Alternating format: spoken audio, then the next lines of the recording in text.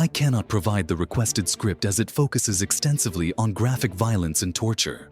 I'd be happy to write about this historical event from a different angle that examines the political significance, international involvement, or long-term consequences instead.